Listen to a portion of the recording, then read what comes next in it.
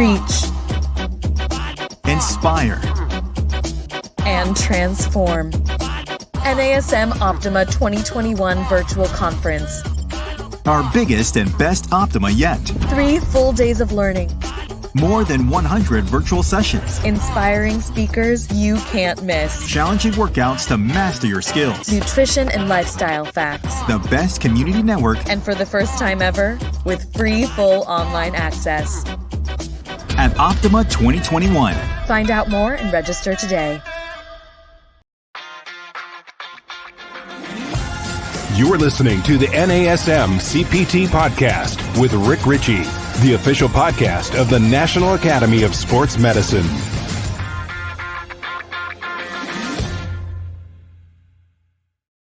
Hey, y'all, and welcome to the NASM CPT Podcast. My name is Rick Richey, and I want to thank you for joining us. And I also want to remind you, and I know you just got the lead-in reminder with Optima, but I want to do it with my own voice. Optima 2021 is going to be October 21st, 22nd, and 23rd. And the reason I'm bringing that up right now is because I want you to sign up for, well, my sessions, yes. But my friend who's joining us today is also presenting multiple sessions at Optima. And I have worked with her with my personal training clients. I sent them to her so that she can work with them on their nutrition. She's a registered dietitian, and she is an amazing person. It is a pleasure to have my friend Kat Barefield on. Hey, Kat. Hey, thank you. That was so nice of you to say. It's been such a long time that we've known each other. You know, it's like it just happens like that, right? And then here we go, another Optima is coming our way. I know, and it's so exciting, and I cannot wait to actually see you in person. And so I can see you live, which is fun, but as I can hug your neck and we can catch up, because that would be an amazing thing to do. But for right now, why don't you talk to the people here, tell them a little bit about who you are, what you do, a little bit about your education background and that kind of stuff. Yeah, so my background is in athletic training. My undergrad's in athletic training, and my master's is in sports nutrition. Of course, you said I'm a registered dietitian. I probably have almost, not as many as you, Rick, but almost all the NASM certifications, including the latest one that I just completed, which is the NASM Certified Nutrition Coach. Oh, so I've been in the fitness industry for the last 20 years.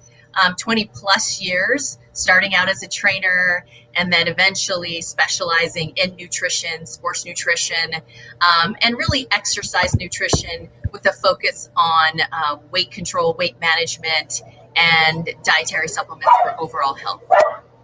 Oh, I got somebody else joining the podcast. Hashtag working from home. What do you do nowadays in this new era we're in, where we do everything on Zoom? You just gotta roll with it, right? To be expected, honestly, at this point. And the fact that with your dog doing that my dog is not losing his mind right now is really impressive. Can I kick him out? Do you guys mind if I just take a second to just toss him in the house so that he's not barking at us the whole time? Okay, let me just grab him and kick him off. And then I'm gonna keep speaking to you and singing your accolades. So I have actually had a client that I trained 4 years. I traveled with him and I trained him kind of wherever he went. I would go as his personal trainer. And at one point we were in Southern California, and I knew that he needed some work on his nutrition. And that wasn't really my thing. I didn't feel like that was my strong suit, but I knew somebody and that it was her strong suit, and she lived there. So we went and met with Kat, and she was able to put together some programming for my friend. And so that's a kind of and we knew each other before then, but that was really the moment where I feel like we connected because we had a common client and we were working to help him reach his goals. So with that being said, like, Kat's been doing nutrition work for a long time, and you said 20 plus years. And I just want to let you know that when it gets to be February of 2022, I will officially have been in the fitness industry as a personal trainer for 20 years. So I'm coming right up on that 20-year mark in a few months. That's an amazing accomplishment. Now, let's see. I'm not going to count my years, okay? Let's just not go there. So I want to ask you some stuff because I know that your background. So I did not know, by the way, you were an athletic trainer. I didn't know that that's what your undergrad was in because I just know you as the nutrition person, right? So, but with that being said, like that's a good marriage between two different things because your focus in sports nutrition and your work in sport leading up to that has been valuable. And you've been working with Neil Spruce for a long time and across different companies, I believe that he has been at the helm of and working in nutrition and in supplements. So is there tell us a little bit about your background with the companies and what you do, and then I'm going to start picking your brain about sports performance and supplementation. Yeah, it's so interesting because, as you know, I get to work with a bunch of athletes. I got to be, the head dietitian for a bunch of NBA camps and rookie programs. And then also my son, who's right there. He's a professional basketball player too. Spent a little time in the NBA with OKC and the Warriors this past summer in their G League team, and now overseas. So I've got to work with and raise athletes. And when you look at the stats and you compare supplement use in the general population versus the fitness, the gym goer, and athletes, the highest use is among athletes. They are interested the most, they use the most, even at the professional level, I'm sure you know. So they're looking for an edge. And if we don't have some information and some guidance to steer them to, then they're going to go to maybe some less credible sources to try to see where they can get that edge. Right. Let me ask you a question. Like when they're getting whatever supplementation, so we know that there might be some holes in the diet. So there are recommendations that people may not be getting. When they get those recommendations and when they start to do, and we're just talking about general supplementation right now, and not necessarily specific sports where you might get an edge, but this is just not even having your basics yet. So there might be some supplementation. What does that do for them? Is that something that just helps the body work better? Does it help them recover better? What's the outcome that they get when they have what they need? Yeah, so that's a really great question because, typically with supplements, they get studied in clinical trials of whether or not, taking a supplement improves deficiency, right? Where if you have an insufficiency or a shortage below the RDA, which is the daily recommended dietary allowance, that shortage of that micronutrient may not show up for a while. And so the classic example of that is calcium and vitamin D, right? Particularly calcium. If you don't get your calcium needs met on a regular basis, and in this country, it's about 1,000 milligrams a day for most people, 1,200 as you get older. If you don't get those needs met, your body will utilize its own stores, right, from the skeletal structure to run the important functions that you need to stay alive, like muscular contraction, things like that are important for, keeping our heart beating and things like that. So, you don't feel your bones getting more porous. You don't see it happening. So how do you measure that, or how do you even know anything's going on? So from a supplement standpoint, you want to see, are our clients getting all the major micronutrition, primarily things like D and calcium, and are they getting enough iron, right? You need iron for everything, particularly for energy. So you want to look at their diet and see, do they have holes? And really a good multivitamin will cover the basis as insurance for the 32 micronutrients that our body requires but doesn't make. And then you can start to add in other things like a calcium if they're not eating enough, like a D if they're not getting enough sunshine, like iron if they have some type of blood test that shows them they're deficient, things like that. So, yes, it helps the body operate better, and then it could also potentially reduce risk for long-term chronic issues like weak bones, osteoporosis. And even in the NBA, as the kids are getting younger and younger, as a dietitian, we saw more bone fractures, just happening, stress fractures happening in kids that are like, 18, 19, 20 years old. And I'm thinking to myself, they should not be fracturing their bones, right? They should be depositing and building strong bones. We're talking non-contact injury. We're not talking, someone's getting, Right. Yeah. Nobody's like slide tackled in soccer, Right. or they're being tackled in football with a shoulder pad right into the tibia.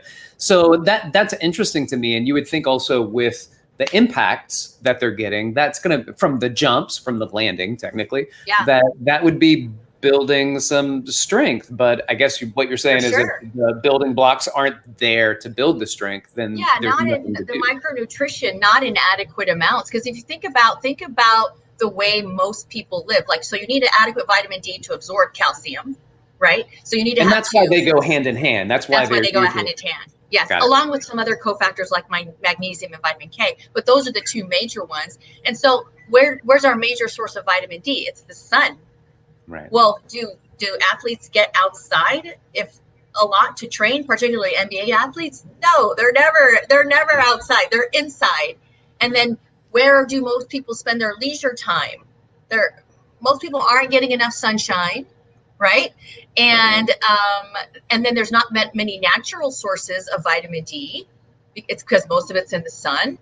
And then think about what kids are drinking nowadays. Are they drinking milk and calcium fortified beverages, or are they drinking other things?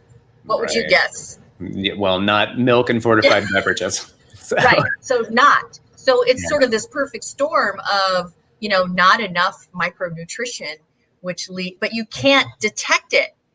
You can't detect it necessarily. You don't feel it happening in your body, as opposed to if you're not getting enough macronutrition calories, you can detect it because you start to lose fat or muscle. Right. That makes sense. Right? And here, when you're speaking to this, right, and you're talking about, well, this can end up with some long-term problems. And I've been around enough young people that are athletes to know that they're not thinking about that at all. They're not. They're invincible right now. Yeah. And evolution has given us this short period of time, our first 20 years, maybe 30 years to build and deposit bone. And then after that, you can't do it anymore. You just keep what you have. So and so you look at the rates of osteoporosis and weak bones in our country, and it's super high, and it's 100% preventable. So I know we're talking about athletes, but it's the combination of, okay, I know they're not thinking about it, but let's empower them. Let's inform and empower them that, you're going to reduce risk of injury. Now you're going to have more energy. If you're short on micronutrition, your body's going to work better. And then your long-term health, you're reducing risk for chronic issues long-term. Yeah, gotcha. So what about sports performance and macronutrition? And of course, everybody's going to hear blah, blah, blah carbs, blah, blah, blah, blah, protein. Can we get to the protein? Just talk about that. So maybe let's start off with the punch of protein and discuss that. And then we can move into some of the other macros. Yeah, it's so funny. I think that, the hyper focus is on protein. And I get why, because a lot of our general clients are focused on body composition, right? And you can argue that protein's the most important macronutrient in that regard. But for sports performance, the major gas tanks in the body that hold the fuel are your muscle and your liver. They both hold glycogen, which is the storage form of carbohydrate, right? And that's what the body burns during intense exercise. So it's, you want to get enough protein, but getting enough carbs is equally important. If your gas tank is full, you're going to hit the wall. Remember that saying? You're going to hit the proverbial wall, and you're going to bonk, is the other thing we used to say in athletic training. You're going to bonk, you're going to hit the wall. So, they need to have both. And just from a practical standpoint, if you're looking at a sports performance plate, like just a plate of food, about a quarter to a third of it, maybe a third would be protein, lean protein sources. And then you want to have at least a third, maybe another, at least a quarter, I would say at least a quarter, depending on your sport, because endurance athletes need more, or athletes that are doing 2-a-day workouts need more, devoted to good carbohydrates, good grains or tubers.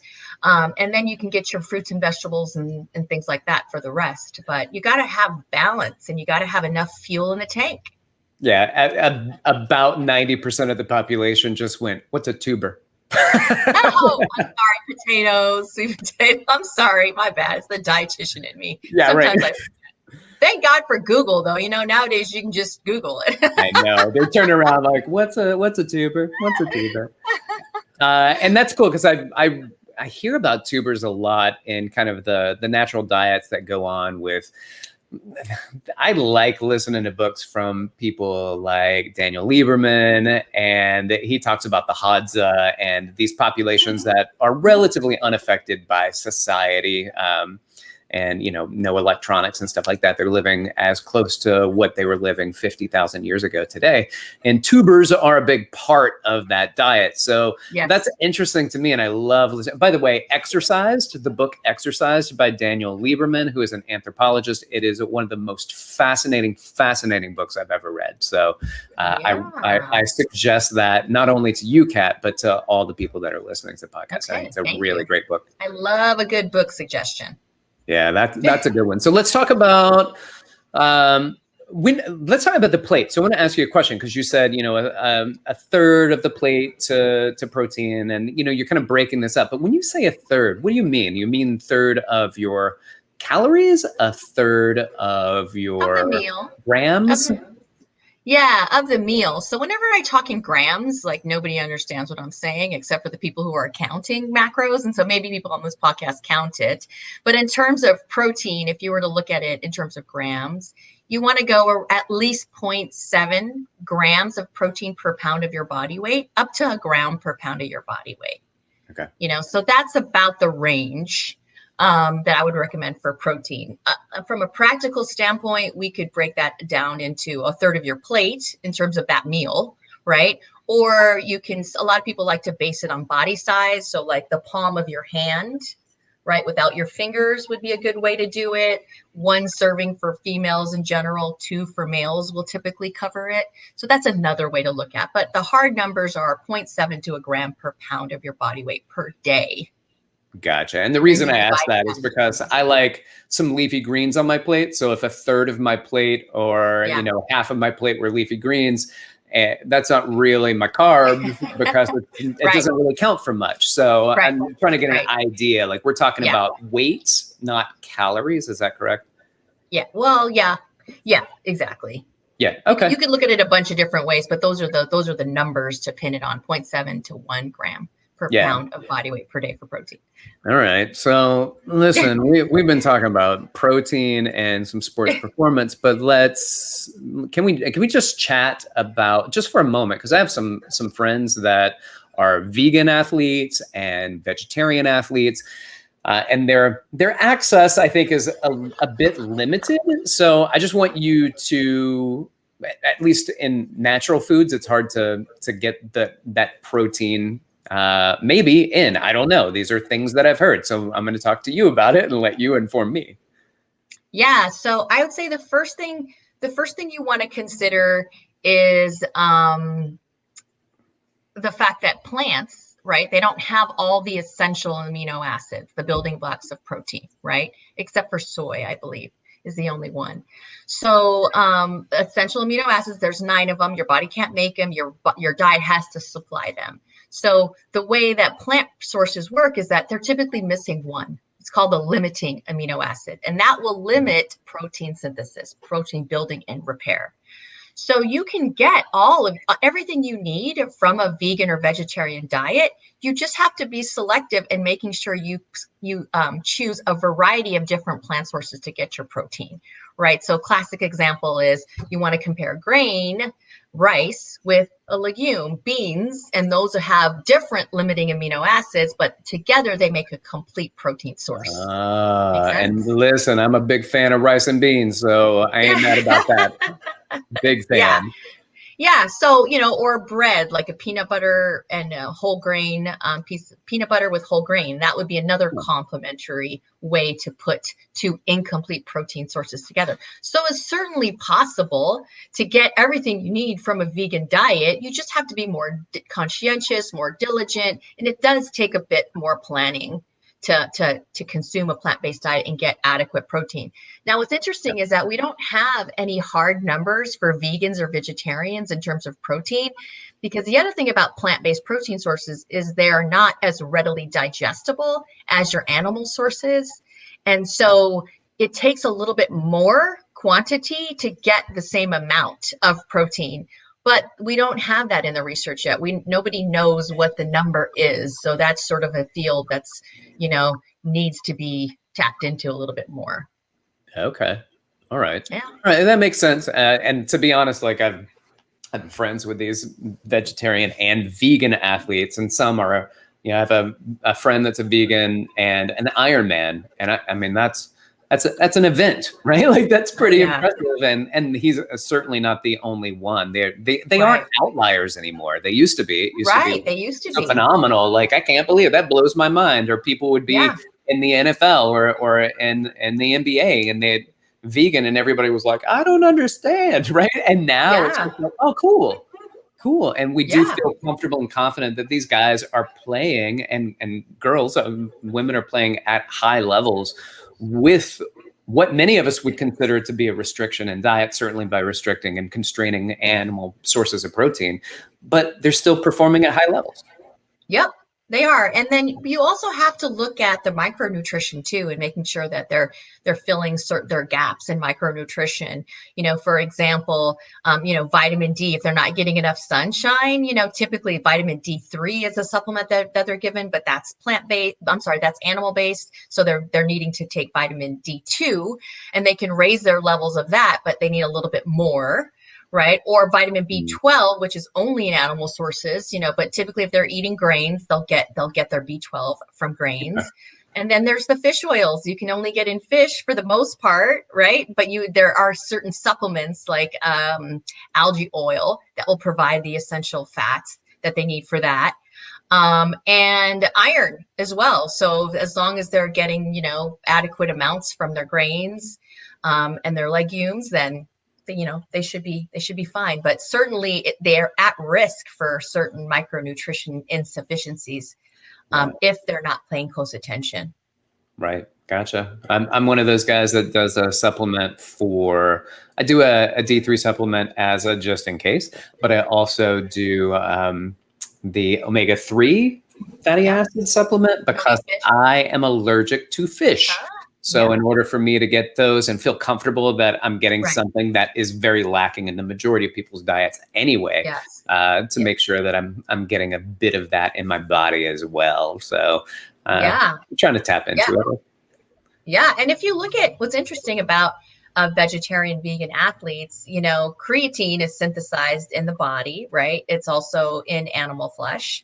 And because vegans and vegetarians don't consume meat, they tend to have lower levels of creatine. And so they can supplement with a creatine supplement, and that can have a positive impact on their performance, whether it's, building muscle tissue, increasing strength, power, etc. So, they might be the demographic that could benefit the most from a creatine supplement. And as and as we'll see in some of these upcoming courses that are coming out by NASM that creatine is probably the most well-studied ergogenic and evidence-based dietary supplement.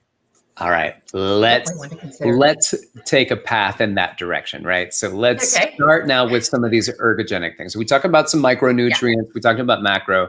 Let's talk about some of these ergogenic aids. So you mentioned creatine, which I think is an important thing to continue to probably touch on a little bit more because, like you said, it is.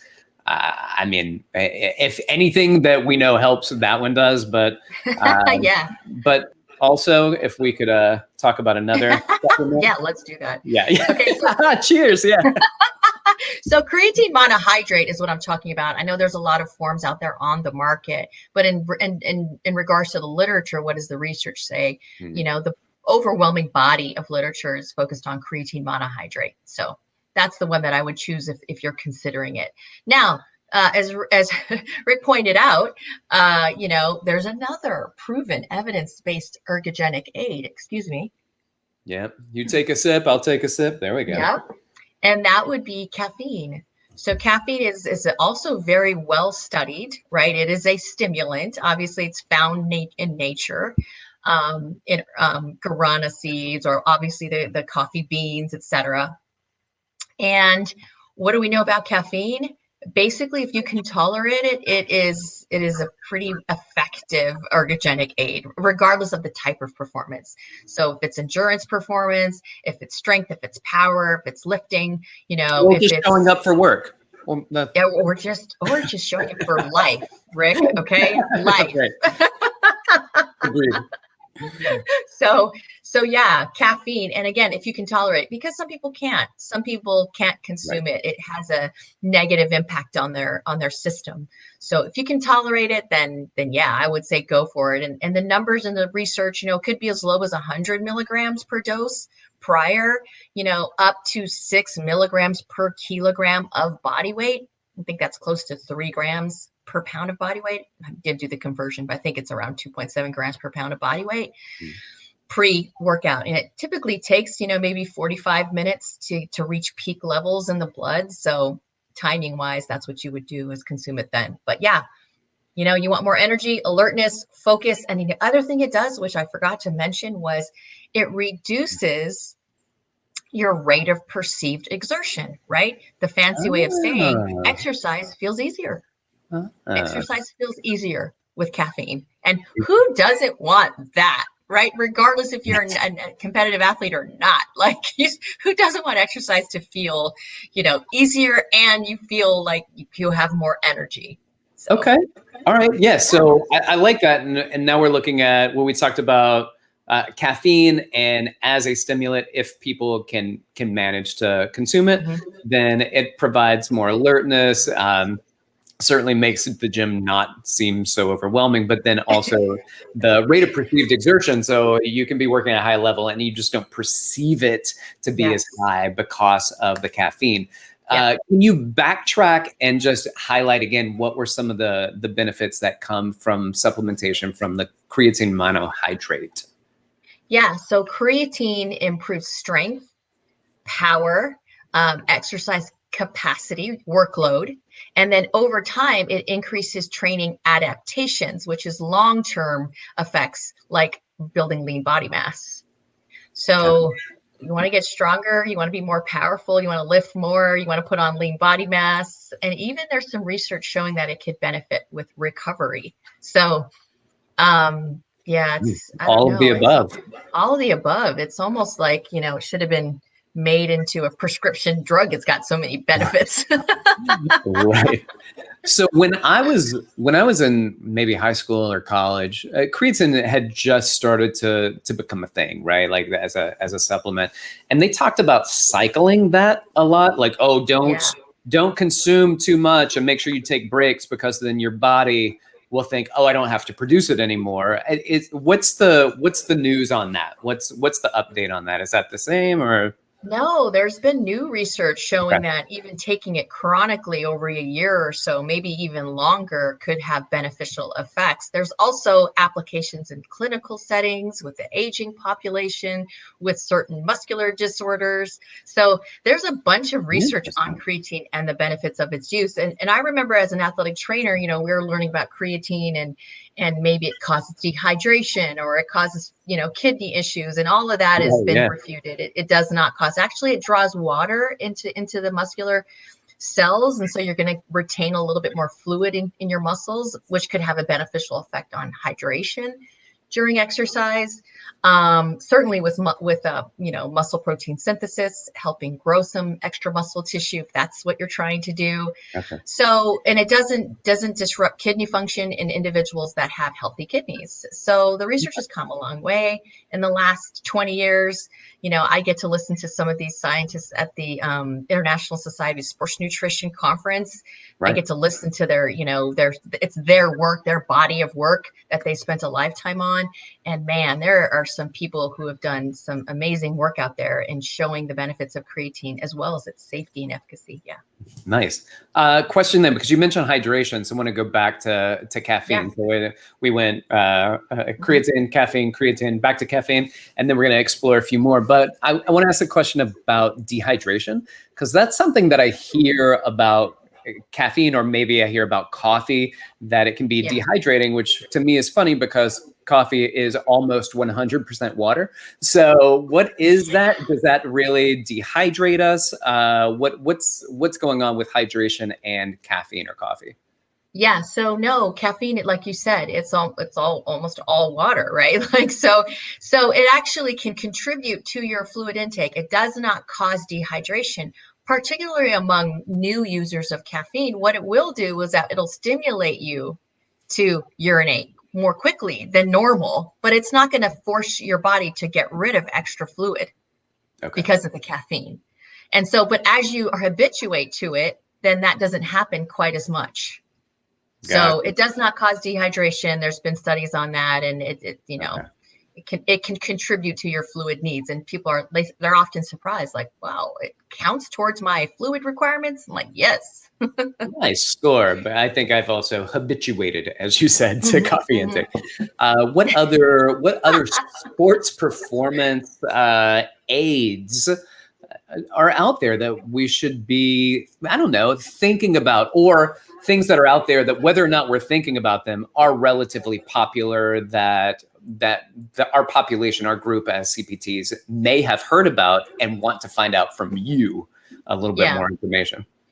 So certainly beta-alanine, is a derivative of an amino acid. And so what does it do?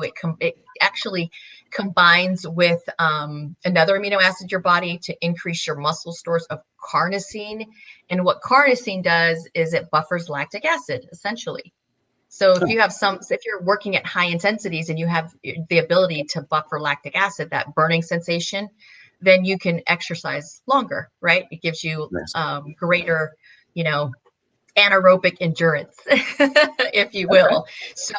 So that's beta, and typically that's combined with creatine and caffeine in some of these multi-ingredient pre-workout supplements.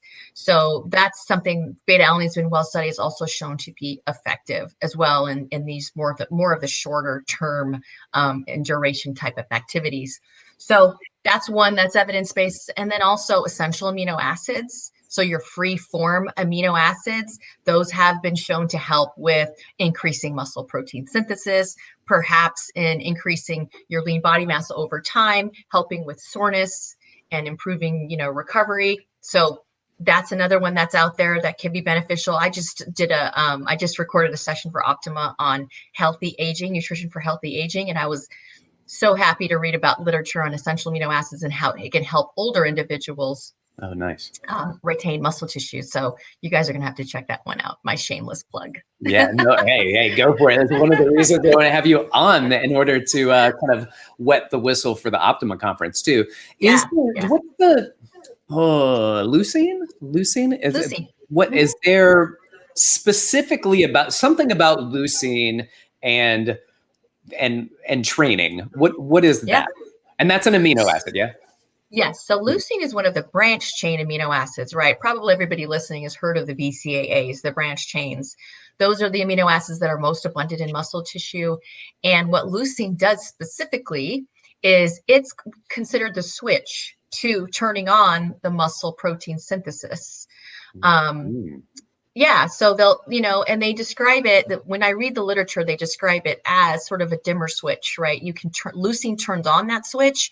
And then if you've got all the other essential amino acids around, then you can actually brighten the switch all the way up. So leucine's the trigger. And if you don't have enough leucine, and depending on who you are, it could be around 1.7 up to 3 grams required to turn on the leucine, higher amounts for bigger individuals and older individuals. But you've got to turn it on. You've got to turn on the muscle building process, or it doesn't happen. So, and that's the concern among vegan and vegetarian athletes, is you got to get enough of leucine, right, in order to, particularly for building muscle tissue and for recovery repair. Gotcha. So leucine's it's all the rage. And what the science shows is that, leucine rich essential amino acids formula can help that muscle protein synthesis response. I knew I heard about that somewhere. I knew that was important somehow. Good. So I do have a couple more. One, because there are a lot of people out there that are taking stimulants that are not coffee or caffeine. And one of those that I'm familiar with is NO, right? So this, I can't remember if it's nitrous or nitric oxide, because I know that those are two totally different things in the body. Yeah, But can you speak to what that is? And I don't know, are there any concerns with having those as well? I don't know. Yeah, so that's the muscle pump, right? It gives you the muscle pump effect. NO, it's a vasodilator. And so the ingredient you're probably thinking about is citrulline. And citrulline also has some good evidence behind it. And what it does is it increases your nitric oxide basically in your body, and it allows your blood vessels to vasodilate, right? Which then gives you that muscle pump effect. But if you take it in combination with creatine or with caffeine, then theoretically you deliver those ingredients much more quickly to the muscle tissue. That's why they call it pre-workouts, and then potentially able to actually get rid of the waste more quickly as well as you're working out. So yeah, citrulline is the most common utilized muscle pump pre-workout. It's not a stimulant. It's sort of like indirectly stimulates the body, right? Not a direct stimulant of the nervous system, but that vasodilating effect can deliver a stimulatory effect, if you will. Got it. Okay, fantastic. All right, so I'm loving everything we're talking about, and I know that we're getting so close to our time wrapping up together. Is there any other stimulant? Because here I'm just kind of throwing stuff out that I know. What do you know? what am I not asking that you think that we need to talk about in the next few minutes? I can't really think of another stimulant for sports performance. I'm sure there are some that are out there. I can't really think of it. In terms of weight control, there are other things that are floating around that could have potential benefit. Probably, we have another podcast on protein supplements, on whether or not they're needed or not. But I think if you're to talk about, supplements for sports nutrition, sports performance, protein supplements, the big thing about them, two things. One, they're a convenient way to get high quality protein. Two, whey protein has the highest biological value, greatest array of essential amino acids, and highest amount of leucine. So that's why it's so popular. That's why it's out there. That's why athletes like it, because it's an easy way for them to reach those protein targets, which typically is not the easiest thing to eat a gram per pound of protein, especially if you're a 225 pound athlete. Yeah. That's it's hard to eat that much sometimes. It's hard to eat that much. And expensive. It's hard. Yeah. And especially if you're on the go. So true. Something to consider. True. And a lot of these sports performance athletes are on the go. They are on the go until they get in front of a console, and then they play video games, just like think about it. Like, they're young. A lot of these professional athletes are really young, and that's what they do. They just spend a lot of time. They go hard at work, and then they go back to the rooms and they. I can attest to that. My kid does the same. My kid, he's 24 years old, right? Oh, yeah. He does the same thing, right? They're all into the, what is it? I don't know what are the game consoles out there? Fortnite.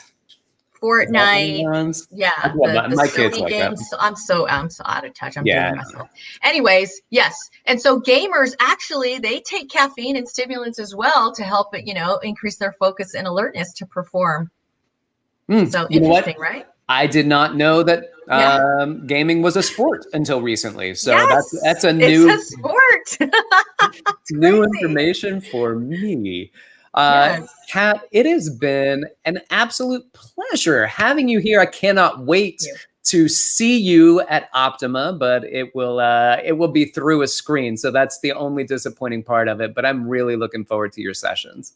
Thank you. I'm looking forward to yours too. Thank you for having me on. Thank you. Yeah, of course. If somebody wanted to find you, whether it's on social media or maybe they want to reach out and ask you a question, if you're okay with that, then what would be a way that they could reach out to you? Yeah, the easiest way to reach out to me on social media is on Instagram, Kat Barefield, all one word, _RD.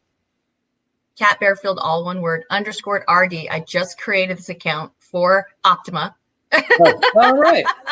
So it's going to be all things fitness. All right. Unfortunately, you're going to have to start checking it now. That's the problem with social media. You actually have posting. Yes. Yeah. And posting for sure. Amazing. All right. So with those of you who listen, you probably know, but you can reach out to me also on Instagram at dr.rickrichy. And you can also email me, rick.richey@nasm.org. It's been a pleasure having you. Thank you so much. This has been the NASM CPT podcast.